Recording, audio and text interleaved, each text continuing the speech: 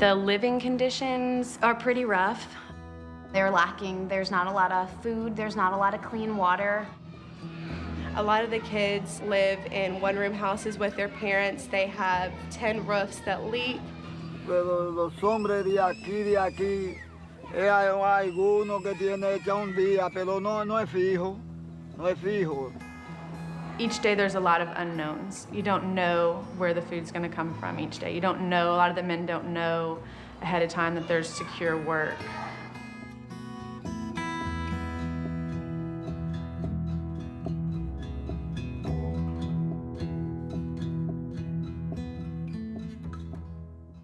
Bueno, para mí, yo valoro mucho, mucho, mucho eso. La educación, la valoro, la amo, la cuido, la educación. Porque sin la educación ahora mismo, no hay defensa de vida.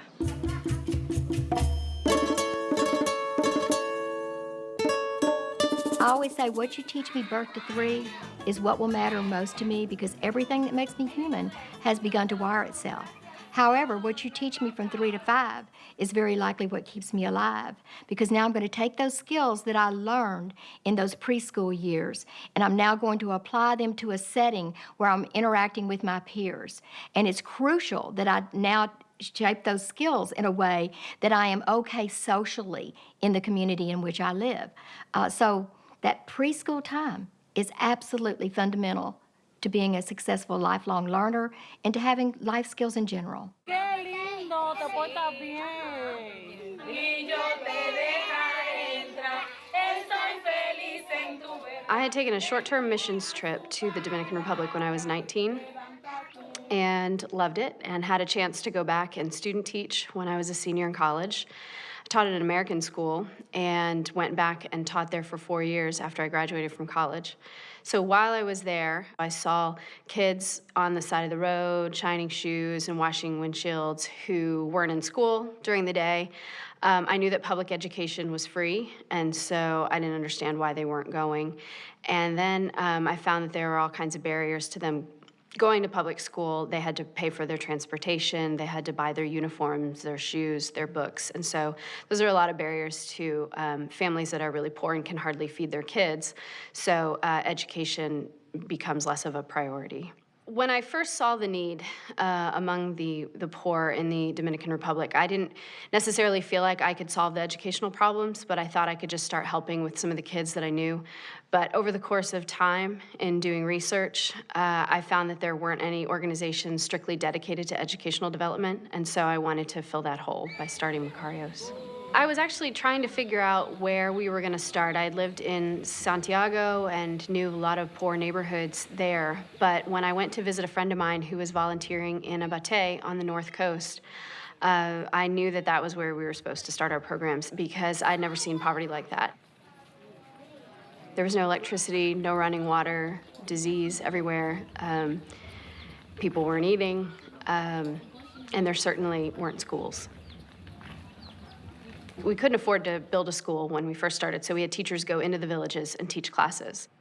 I wasn't actually setting out to start a school. I thought that I would help kids get into the public school, and then that we would provide supplemental education to what they were receiving in the schools.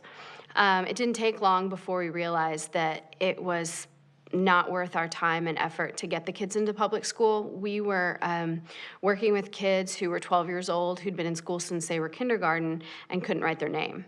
And once we actually had our staff in the public schools helping out, volunteering, we saw what it was really like. And there were 40 kids in a classroom. Teacher may or may not show up. They would just write on the board all day, and the kids would copy, and they just had all these notebooks full of things that they copied, but a lot of times they didn't even know what they were writing. They were copying what they saw, but they weren't literate. And so once we saw that, it was like, okay, there's not a whole lot of point in getting these kids in the public school. We need to start a school to really provide a quality education. A typical day starts with the children arriving from where they live. They come, and at 8:40, we allow them into the back, and they get some playtime, so they get some of their wiggles out. And then after that, we split them up. The 3 and the 4-year-old classroom come outside to the ranchito, and the kinder and first grade classrooms go out front and they form lines. And then they go and they eat breakfast. After breakfast, they go back to their classes, and depending on what grade they're in, they'll do different things. So the kinder and the first grade classrooms, their curriculum really encourages them to read. So they learn phonics, they learn letter and sounds. In math class, they're learning their numbers, number recognition, how to count to 100. The first grade class is learning how to add, how to subtract, how to manipulate numbers, how to use money. And the 3 and the 4-year-old classrooms are learning the prerequisites to those classes. So their days include center time and learning how to share and how to use language. And it's really neat to see the classrooms in action. They love competitions. When we have an activity, when we teach them a new subject, what we do after explaining everything to them is we do a competition. Team 1 and Team 2. Let me see who gets first. What number goes in this square, for example? Ooh, they get so excited. They don't want to lose. So at the end, when they lose, they get kind of disappointed. But we make them know that we got the purpose of the game is to learn.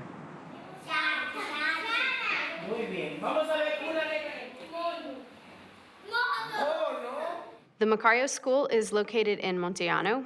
The neighborhood in Monteano where the school is Tamarindo. And across from Tamarindo, across the river, is Pancho Mateo, which is the largest village that we serve. And then Chichigua is about 5 miles away. The bateys were originally established in the Dominican Republic to provide temporary housing for sugarcane workers who would come over from Haiti. So this was just men coming over. They would live there for 3 to 6 months, cut the cane, and go back to Haiti. Well, they found that there were more job opportunities in the Dominican Republic, so they stopped going back to Haiti. They would stay, they would bring their families, they would have families there. And then the bateys grew from the original barracks that were built for them into these massive villages in some cases where they're just kind of building housing out of tin and sticks and whatever they can find. So each batey is located in the middle of the sugarcane field that originally the sugarcane cutters worked in. Chichigua is a old Haitian batey, so it is a Haitian village. It's very small. I think it's about the size of a football field. Probably a little over 100 people live there. Many people sleep in the same bed, sleep on the floor, and there even is a huge variety of poverty.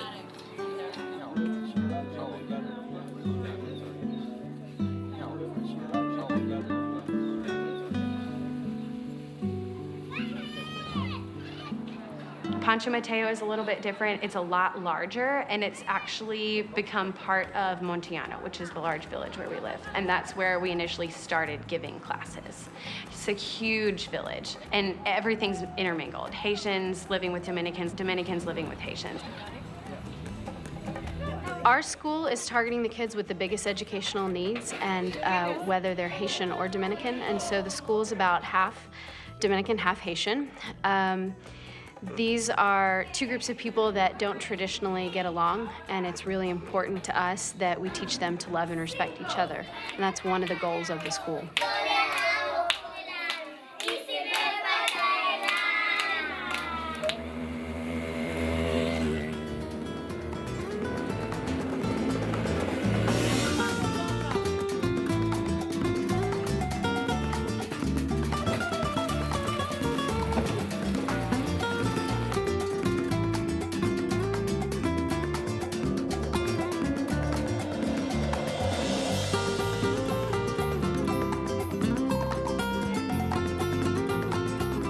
not even going to pretend that when we started, we said, oh, here's what's going on with them, and here's how we're going to address it. We just knew the kids needed love and they needed education. And we knew that we were able to provide those things. The number one predictor of how well I do with my life and how well I do in school happens to be self-control.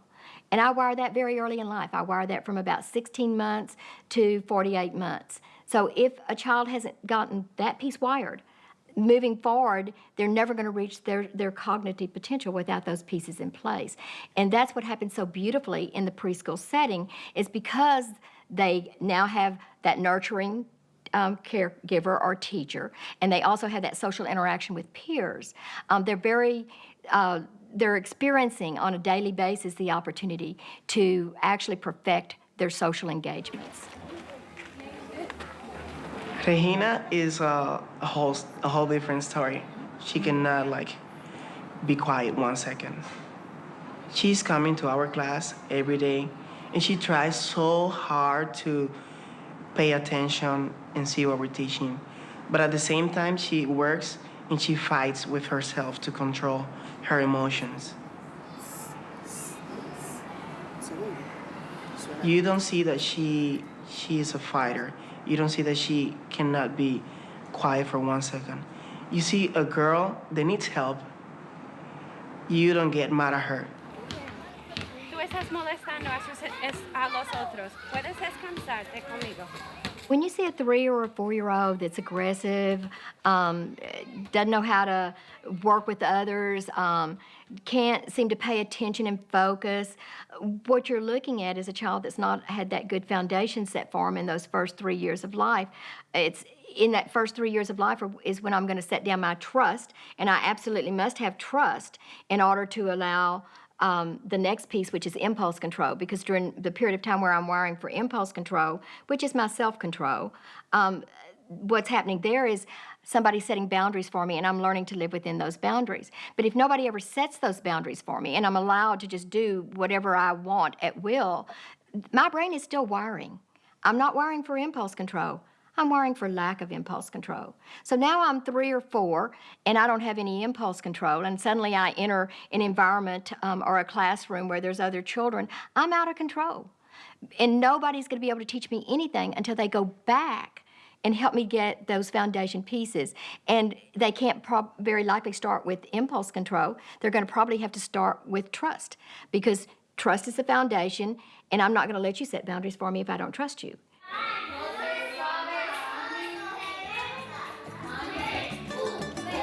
They're provided with an education that teaches them more than just repetition. We're teaching them how to think. So we're teaching them how to read and how to solve daily problems that will come up in their life. We're giving them life skills.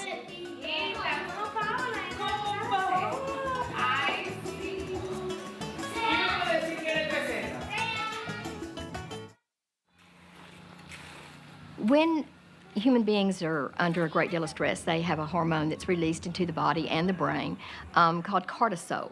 That cortisol for an adult simply causes us to have fuzzy thinking, but for young children it literally destroys neurological connections that they're making.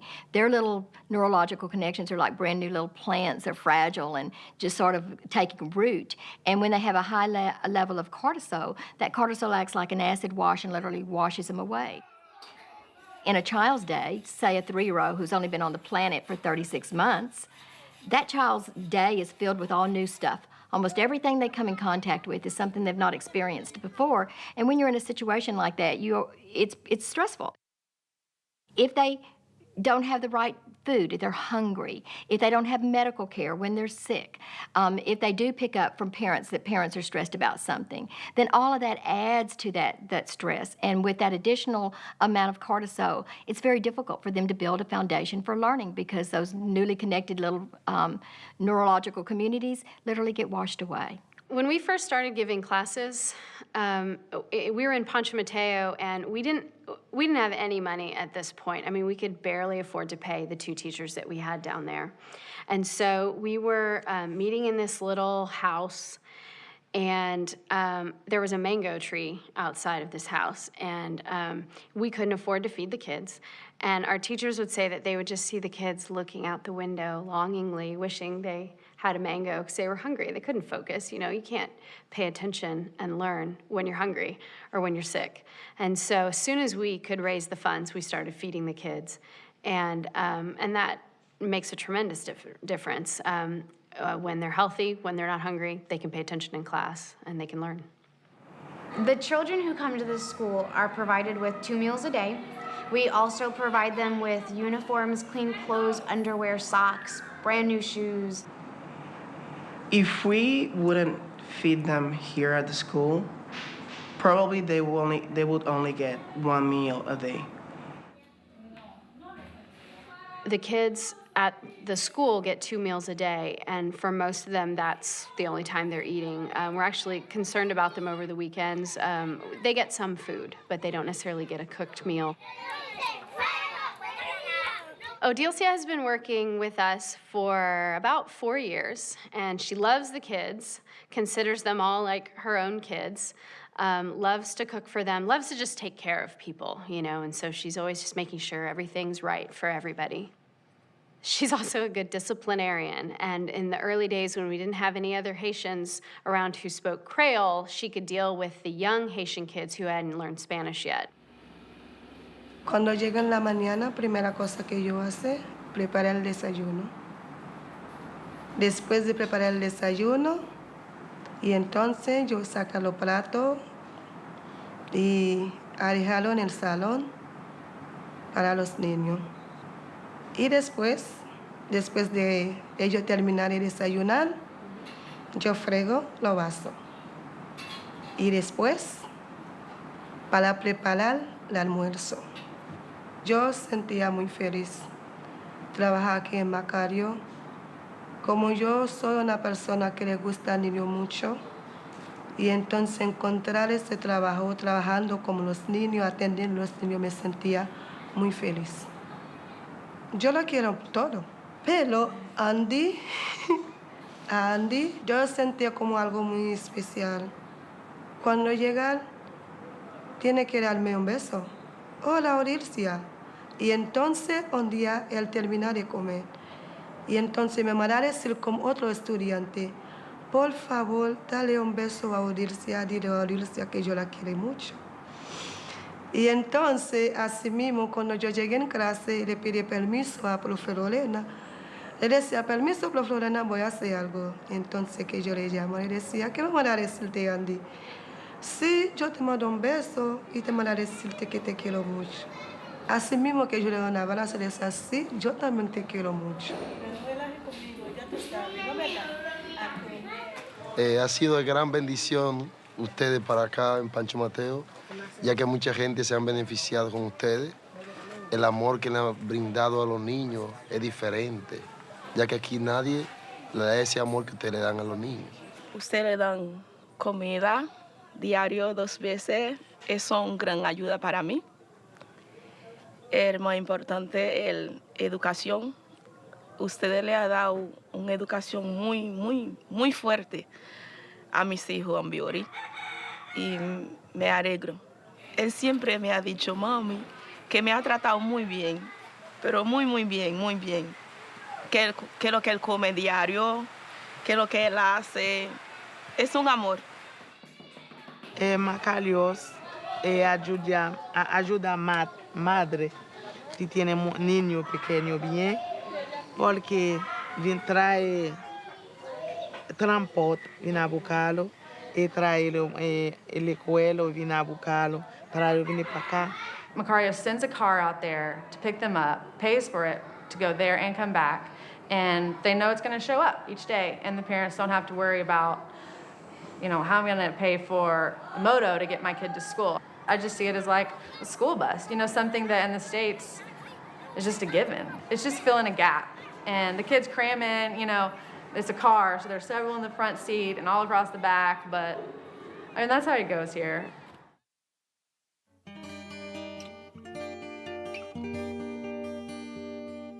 The water is full of disease, and one of the biggest concerns is diarrhea, that it can, any number of things that the water's carrying can lead to that, and it can kill small children and babies. But what we see everywhere is just the skin issues, and certainly if you're seeing things on the outside, you know things are going on in the inside as well. A lot of our kids their parents can't afford clean water. They drink the tap water here, which is full of parasites, full of amoebas. Twice a year we deworm the kids, and it is just incredible. The kids come back the next day and they're like, "Oh, Doctor, I pooped a worm." And their bellies go from being the round bellies that you see in a lot of the kids walking around to being flat, normal bellies again once they get the worms out. And after that, instead of feeding the worms with the food that we give them every day, they're actually getting the nutrition that they need. They're able to grow a lot more. We know that thirsty brains can't think. Water is absolutely fundamental to our ability to carry information through the brain, and most of us need good, clean water about every hour and a half all throughout the day. And when we don't have that water, number one, we become dehydrated. And when we're dehydrated, we are not thinking as alertly as we're capable of thinking. But the other thing that happens to us when we get dehydrated is we oftentimes will get a headache. Young children have a hard time expressing to us when they have a headache, but it is one of the very first signs of dehydration. And if they're not getting pure, clean water every hour and a half or so throughout the day, then they're actually working with a brain that's dehydrated. And again, thirsty brains can't think. This water is disgusting, and it's going through all these other villages before it finds its way to Pancho Mateo. And along the way, there are cows in it, and there are people doing their laundry and people bathing in it. And then this is the water that they're collecting to do everything, and even bathing in it, you could get all kinds of diseases.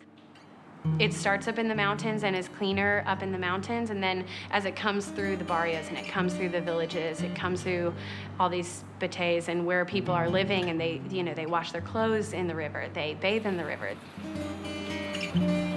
Their communities, they don't get water service most of the time. They don't even have bathrooms to go to. So they need to do what they need to do where they find a place. Most of the women go to the river to wash their clothes and clean their dishes, get water for the house cleaning, and which is not very safe. El río es un problema.